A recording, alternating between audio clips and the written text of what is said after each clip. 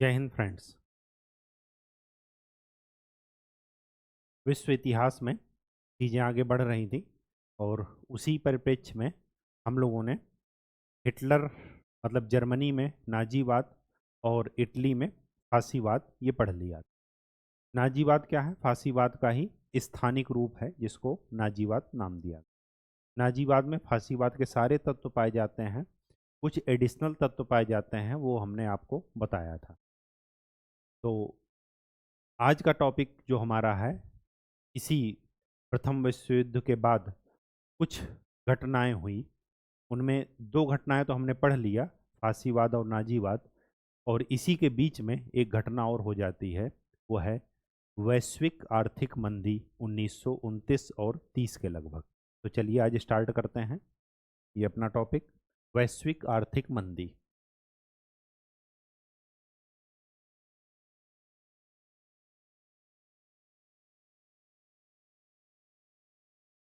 Global economic recession 1929, 1929, 1929 2030 के 1929 और 1930 के आसपास की बात है ये। फर्स्ट वर्ल्ड वार कब शुरुआत हुआ? 1914 में। 1917-18 तक आसपास जो है वो आकर के खत्म हो गया। उसके बाद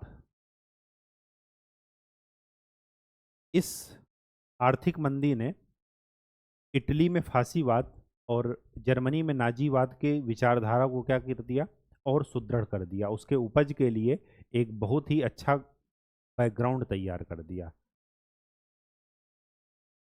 अब स्वाभाविक सी बात है कि वैश्विक आर्थिक मंदी में हमें दो चीजें पढ़नी है। पहला कि ये क्यों हुई, और तीसरा तो दूसरा इसके लिए हमने क्या उपाय किए इस मंदी से बाहर निकलने के। देखिए, कारणों में तो एक नेचुरल जो कारण है वो कोई भी कह सकता है कि सुख के दिन हमेशा नहीं रहते, दुख के दिन हमेशा नहीं रहते। समय का यही चक्र है कि समय परिवर्तनशील है। सुख और दुख, उतार या चढ़ाव जैसे जीवन में आता है, ठीक वैसे ही वैश्विक अर्थव्यवस्था के चक्र में, व्यापार चक्र में आएगा ही आएगा। तो कारणों में पहला कारण क्या है? पहला कारण ये है कि ये वैश्विक व्यापार चक्र का परिणाम है। ठीक वैसे ही समय गतिशील है, सुख और दुख आता रहता है जीवन में, ना कोई हमेशा सुखी रहेगा ना कोई हमेशा दुखी रहेगा। तो ठीक वैसे ही व्यापार चक्र में भी क्या होता है, उतार और चढ़ाव आते रहते हैं, मंदी और तेजी आती रहती है। ये तो हुआ पहला कारण। दूसरा कारण क्या है?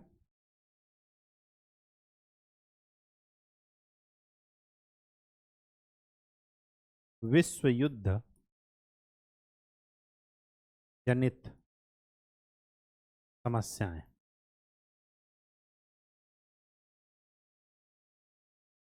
विश्व युद्ध जनित समस्याएं क्या हैं? जब युद्ध होगा तो युद्ध से संबंधित जो भी सेक्टर होंगे, जो भी उद्योग होंगे, उनमें क्या होगा? मंदी, ओ सॉरी, वृद्धि होगी। होगी या नहीं होगी? क्यों? क्योंकि उनकी डिमांड ज़्यादा है, तो उससे संबंधित जो भी अस्त्र शस्त्र का है इंडस्ट्री वो बढ़ जाएगी। गोला बारूद बनाने वाली, उसका शेयर क्या हो जाएगा? बढ़ जाएगा। अब आपको ये ध्यान में रखना है कि कुछ देर के लिए, कुछ दिन के लिए तो उसमें क्या होता है? बूम आता है, राइज आता है। अब जब राइज आएगा तो उसको पूरा करने के लिए लोग भी आएंगे। आएंगे नहीं आएंगे? बिल्कुल आएंगे। अब और सेक्टर से लोग इस युद्ध में कूद रहे हैं, इंडस्ट्री में तो कूद ही रहे हैं कि उसकी डिमांड बढ़ रही है, साथ में युद्ध में भी कूद रहे हैं। तो युद्ध में क्या होगा? मनुष्य मनुष्य को मारेगा, और जब मारेगा तो स्वाभाविक सी बात है कि आप अपने मानव संसाधन खत्म कर रहे हैं युद्ध में। और मानव संसाधन अगर खत्म होंगे तो बाकी सेक्टर में जो लोग काम कर रहे थे वो कहाँ जा रहे हैं? सैनिक के रूप में जा रहे हैं। वो कहाँ जा रहे हैं? सैनिकों के से संबंधित उद्योगों में जा रहे हैं। तो कुछ देर के लिए तो अच्छा लगेगा, लेकिन अगर कंटिन्यू चल गया, जैसे 2 साल 4 साल, वहाँ पर क्या होगी, स्थिति बदतर होगी। क्या होगी, स्थिति बदतर। तो विश्व युद्ध जनित समस्या में क्या है कि थोड़े समय के लिए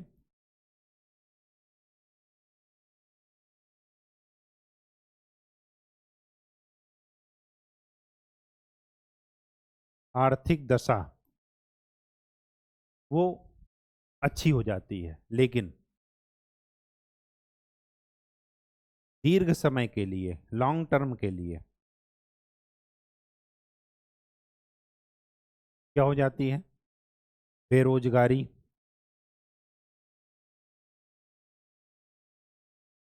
बढ़ जाएगी, उद्योग धंधे चौपट होने लगेंगे।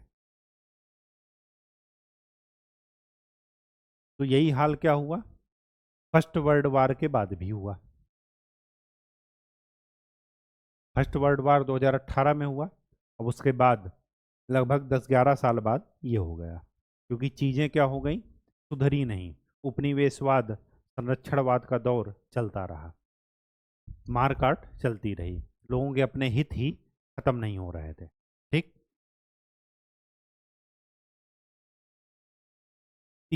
तीसरा कारण,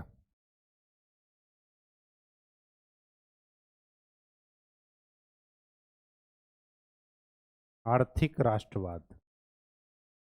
ये हर एक आर्थिक मंदी में रहेगा। आर्थिक राष्ट्रवाद का मतलब ये हुआ कि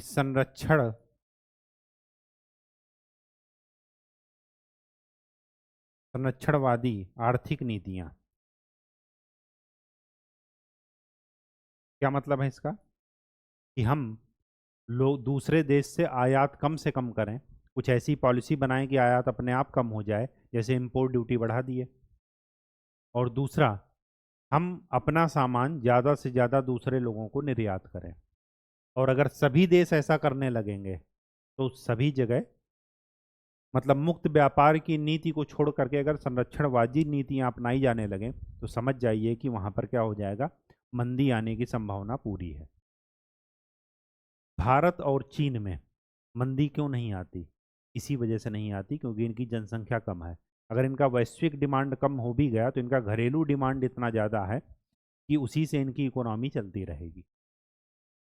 ये बड़ी जनसंख्या होने का, ज़्यादा जनसंख्या होने का ये फ़ायदा भी है।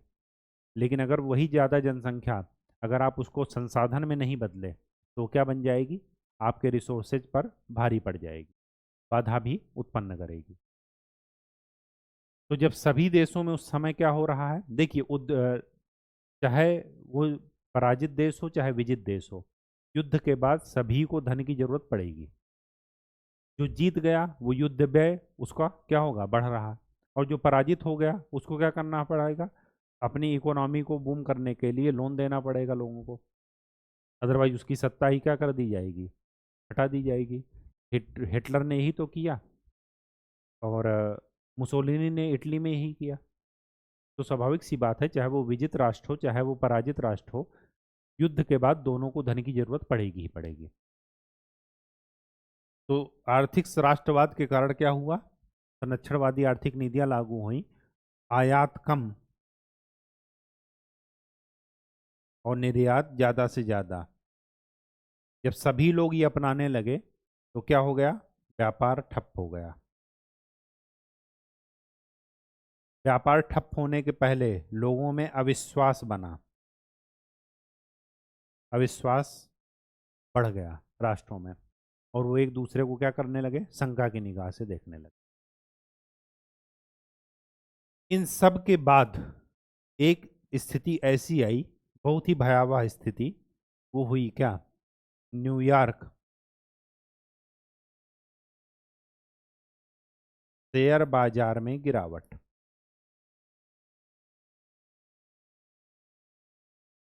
अक्टूबर 1929। देखिए हुआ क्या, फर्स्ट वर्ल्ड वार में सबसे ज़्यादा जो प्रभावित हुआ वो था यूरोप। अब यूरोप के पास पैसे नहीं, क्यों, क्योंकि सब वर्ल्ड वार में लग गए। अब जब पैसे नहीं हैं तो स्वाभाविक सी बात है कि उसी समय ब्रिटेन का आधिपत्य कौन ले रहा है, मतलब यूरोप डाउन जा रहा है और अमेरिका राइज कर रहा है, अमेरिका की उपस्थिति हो रही है। अब पूरे यूरोप वासी में खास करके जो ब्रिटेन है, फ्रांस है, ये सब चाह रहे हैं कि अमेरिका यूरोप में बना रहे। क्यों चाह रहे हैं ऐसा?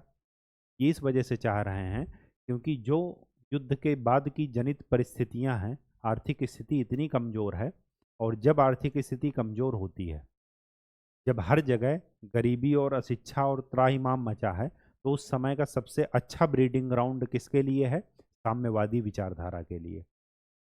क्यों? क्योंकि उसके उस समय खोने को कुछ नहीं रहता जनता के पास, और पाने को बहुत कुछ रहता है। तो हर कोई बंदूक उठाने की बात करता है, हर कोई नेता बनने की कोशिश करता है। तो ब्रिटेन और पूरा यूरोप, लगभग पूर्व खास करके पश्चिमी यूरोप, ये चाह रहा है कि युद्ध के बाद अमेरिका यूरोप में अपनी उपस्थिति बरकरार रखे ताकि साम्यवादी विचारधारा ज़्यादा न फैले। तो अमेरिका ने क्या किया? जो अमेरिका के उद्योगपति थे, और वो क्या कर रहे हैं? यूरोप को कर्ज दे रहे थे। यूरोप को क्या कर रहे थे? कर्ज दे रहे थे, बैंकों को कर्ज दे रहे थे। अब सीधी सी बात यह है कि आपके उद्योग धंधे चल नहीं रहे, हर कोई संरक्षणवादी नीति अपना रहा है, तो निर्यात ना तो बढ़ रहा ना आयात। अब क्या हुआ? अब लोगों ने अपना पैसा बैंकों में रखने की बजाय कहाँ लगाने लगे? शेयर मार्केट में लगाने लगे। कहाँ लगाने लगे? शेयर मार्केट में। बैंकों ने कर्ज देना बंद कर दिया, क्योंकि उनके पास जब आएगा नहीं तो वो किसको कर्ज देंगे? उनके पास कर्ज देने के लिए कुछ है ही नहीं। अब क्या हुआ कि जब सारा पैसा शेयर बाजार में लग गया, और उस शेयर बाजार में क्या हो गई? गिरावट आ गई। जब गिरावट आ गई तो इसने दो खेला तो जरूर कर दिया। पहला, यूरोप के बैंक दिवालिया दिवालिया घोषित होने लगे। और दूसरी बात, अमेरिका की विचारधारा में परिवर्तन।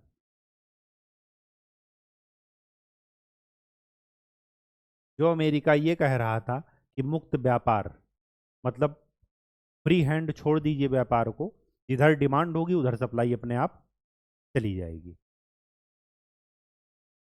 तो इसकी विचारधारा में क्या हो गया? परिवर्तन आ गया। यही परिवर्तन ही इसके उपाय का कारण बना। तो कारणों में क्या था कि एक तो नॉर्मल व्यापार चक्र की तरह समझ सकते हैं, उतार चढ़ाव चलता रहेगा। दूसरा क्या था कि विश्व जनित समस्या ने इसको क्या कर दिया? इस उतार चढ़ाव को और गहरा कर दिया।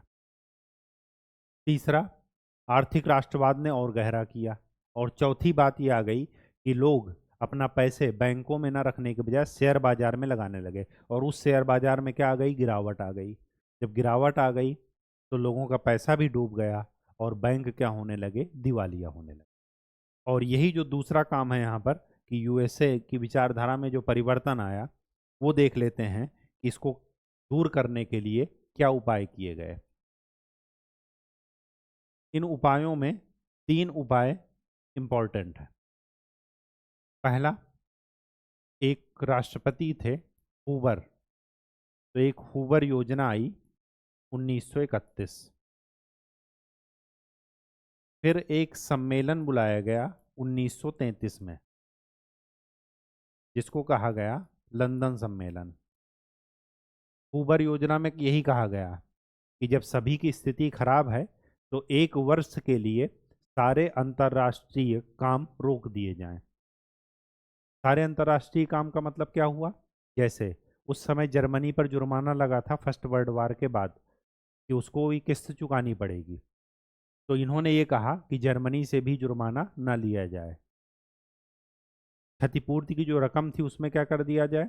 एक वर्ष के लिए ढील दे दी जाए कि एक वर्ष तक आपको कुछ नहीं करना। सारे ब्याज रोक दिए जाएं। एक महीने तक कोई किस्त एक देश दूसरे देश को या कुछ भी ऐसा कुछ नहीं करेगा, क्योंकि रिसेशन पूरे विश्व को क्या करेगा? प्रभावित कर रहा है। और उस समय की महाशक्ति कौन थी? ब्रिटेन जो अभी भी युद्ध से उभरा था, फ्रांस, ठीक।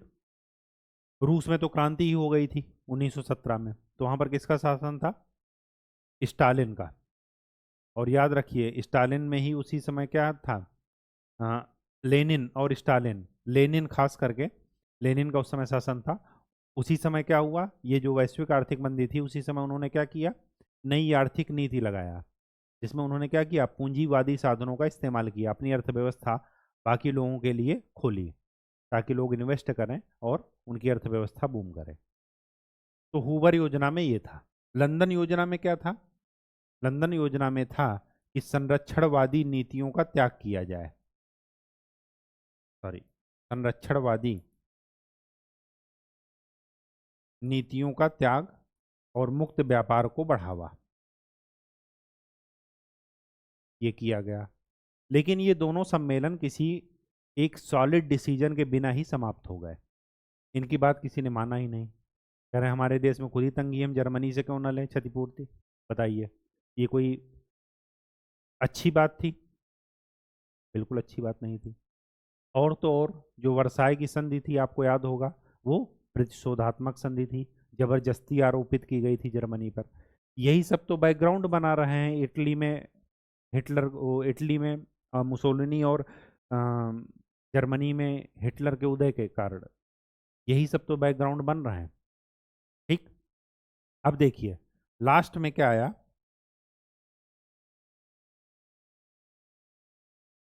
फ्रैंकलिन डी रूजवेल्ट की योजना या कार्यक्रम। इन्होंने क्या घोषणा की कि हमारे अंदर एक भय है जो हमें भयभीत कर रहा है। उस भय को दूर करने के लिए इन्होंने जिस कार्यक्रम की घोषणा की, जो एक नई डील प्रस्तुत की अमेरिका वासियों के सामने, उसी को बोलते हैं न्यू डील प्रोग्राम। सबसे लंबे समय तक ये अमेरिका के राष्ट्रपति रहे हैं, शायद 3 कार्यकाल, 12 साल तक, 1933 से लेकर के 1945 तक सबसे बड़ा कार्यकाल इनका रहा है। इसके बाद ही अमेरिका में ये विधेयक लागू कर दिया गया कि कोई भी व्यक्ति राष्ट्रपति में 2 बार से ज़्यादा नहीं हो सकता, क्योंकि इन्होंने कितनों का करियर क्या कर लिया, खा लिया, ठीक है। अब ये इस न्यू डील कार्यक्रम के तहत क्या किए गए, इस न्यू डील कार्यक्रम के तहत ठीक वही काम किए गए जो लेनिन ने नई आर्थिक नीति के तहत काम किए थे। उन्होंने क्या किया था, पूंजीवादी चीजों का सहारा लिया था, साम्यवाद से समझौता किया था। ठीक वही काम ये करेंगे। जब पूंजीवाद इतना ही अच्छा था, मुक्त व्यापार पर चल रहा था, सारा चीज फ्री चल रहा था, बाजार की शक्तियों पर ही चल रहा था, तो जब आर्थिक मंदी आई तो इन्होंने क्या किया, उस पूंजीवाद से समझौता कर लिया। और किसका इस्तेमाल किया, साम्यवादी चीजों का। साम्यवादी में क्या था कि जो राज्य है वो निर्धारित करेगा कि आपको क्या करना है।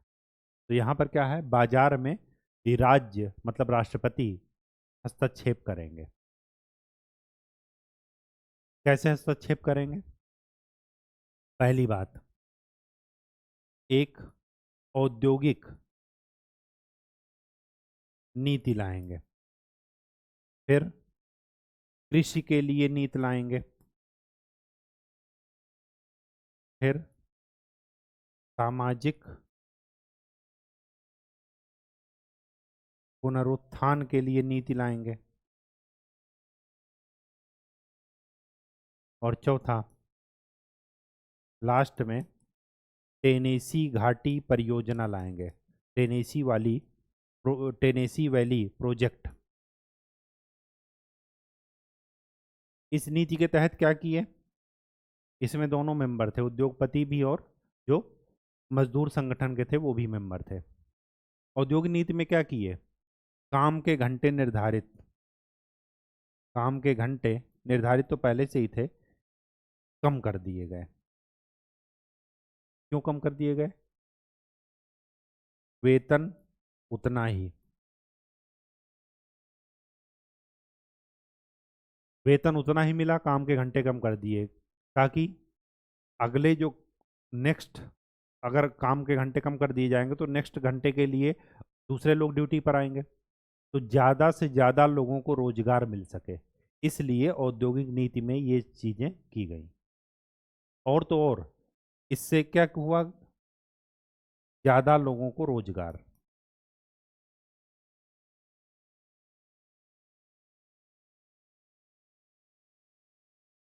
कृषि नीति में क्या किया गया, किसानों को ऋण बांटा गया,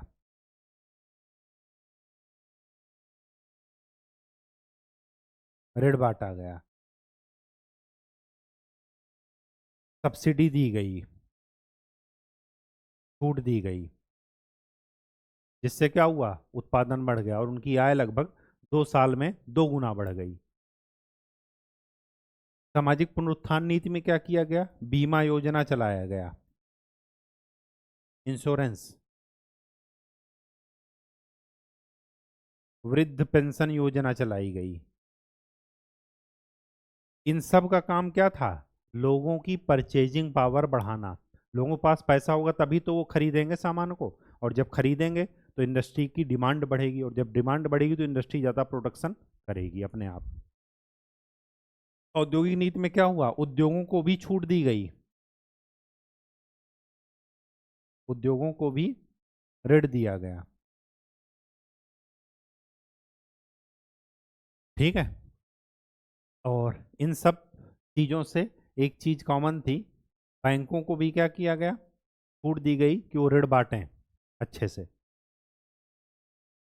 ठीक है, उनके पास भी पैसा दिया गया। और लास्ट में टेनेसी घाटी परियोजना में, इसका उद्देश्य क्या था, टेनेसी एक नदी है, इसका उद्देश्य क्या था, आसपास के क्षेत्रों का,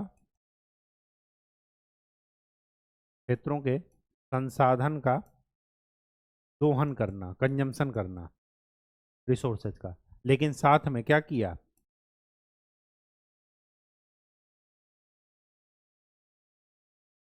क्षेत्रों में, क्षेत्रों का विकास कर दिया, वहाँ रोडें बना दी, स्कूल बना दिए, स्विमिंग पूल बना दिए, ये सारा काम किया गया। पर्यावरण को तो नुकसान हुआ, लेकिन आसपास के लोगों में क्या हुआ, अब रोजगार करने के लिए कौन आएगा, कहीं यूरोप से तो लेबर लाएंगे नहीं, वहीं वहीं वही लोगों, स्थानीय लोग ही रोजगार में यहाँ पर जुटेंगे। तो ये सब क्या हुआ इसकी वजह से। अब देखिए यहाँ पर क्या है कि मार्केट में किसने हस्तक्षेप किया, राज्य ने, लोगों की परचेजिंग पावर बढ़ाने के लिए। तो यहाँ पर ये ध्यान रखिएगा कि रूजवेल्ट का न्यू डील कार्यक्रम,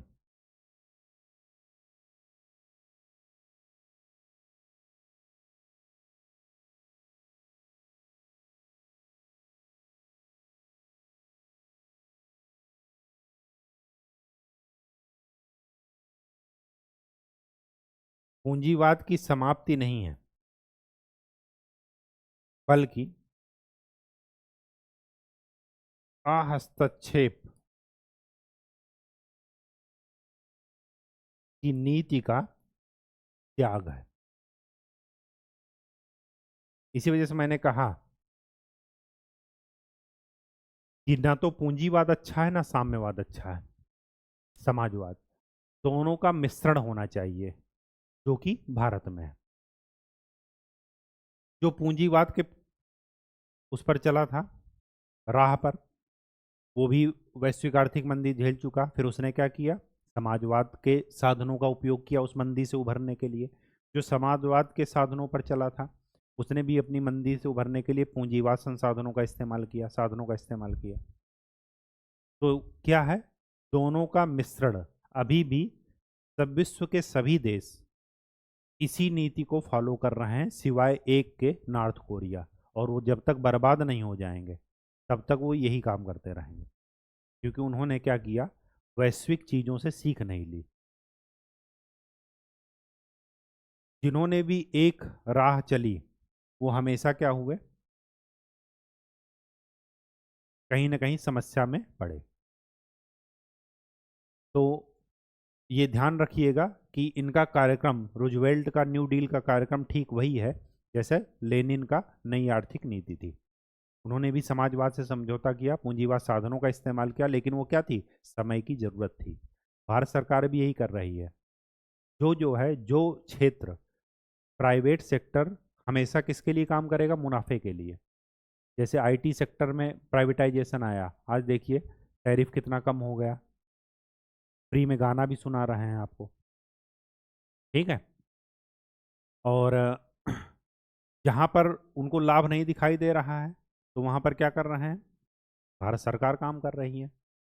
सामाजिक योजनाएं कौन चला रही है, कोई प्राइवेट सेक्टर नहीं चला रहा, वो कौन चला रहा, तो गवर्नमेंट चला रही है। खाद्य सुरक्षा अधिनियम कौन चला रहा, गवर्नमेंट के द्वारा। आयुष्मान भारत योजना किसके लिए चलाई जा रही, जो बीपीएल कैटेगरी के लोग हैं, ठीक है। बाकी के लिए क्या है, प्राइवेट हॉस्पिटल हैं, आराम से जाइए दवा कराइए, कोई दिक्कत नहीं। सीएसआर का कॉन्सेप्ट क्या है, कंपनी जो सोशल रिस्पॉन्सिबिलिटी है उसका कॉन्सेप्ट ही यही है कि आपने सोशल संसाधनों का इस्तेमाल किया है तो आपका भी दायित्व है कि उसके विकास में आप योगदान दीजिए। Corporate social responsibility, CSR. अब तो और सीएसआर से बढ़ करके क्या कर दिया गया, एसएसआर, साइंटिफिक सोशल रिस्पॉन्सिबिलिटी, कि जो भी रिसर्च कर रहे हैं वो समाज से, सोसाइटी से संबंधित ओरिएंटेड होनी चाहिए। ऐसा ना हो कि वो रिसर्च आपके समाज के किसी काम ना आए। तो ये सब सारी कहानी क्या है, सिर्फ ये बता रही है, इतिहास इसी वजह से पढ़ रहे हैं ताकि हम इतिहास में की गई गलतियों से क्या लें, सीख लें। दूसरे देश ने जो गलती की से भी हम क्या करें, सीख लें। तो याद रखिएगा, साधन कोई भी एक साधन सही नहीं है, पूंजीवाद और समाजवाद का मिश्रण ही चलना चाहिए और वही चल रहा है। जो उसको चला रहे हैं, विश्व के सभी देश उसी को चला रहे हैं सिवाय एक देश के, नॉर्थ कोरिया। तो ये चीज़ें ज़रा ध्यान में रखिएगा। नेक्स्ट टॉपिक जो हम पढ़ेंगे, अब हमने तीनों बैकग्राउंड पढ़ लिया, तीन क्या चार पढ़ लिए। प्रथम विश्व युद्ध के बाद हमने पढ़ा रूस की क्रांति, फिर इटली में फांसीवाद और जर्मनी में नाजीवाद, और उसी परिप्रेक्ष्य के अंदर जो बात चल रही थी वो थी वैश्विक आर्थिक मंदी। ये चारों घटनाओं का मिश्रण जब कर देंगे तो ये ऐसी परिस्थितियां उत्पन्न कर देगा जो सेकेंड वर्ल्ड वार को जन्म देगा। तो नेक्स्ट टॉपिक हमारा होगा द्वितीय विश्व युद्ध। तो आज के लिए इतना ही, नेक्स्ट लेक्चर में हम लोग सेकेंड वर्ल्ड वार की बात करेंगे। तब तक के लिए खूब अच्छे से पढ़ाई कीजिए और प्रीवियस ईयर क्वेश्चन जरूर ध्यान दें। धन्यवाद।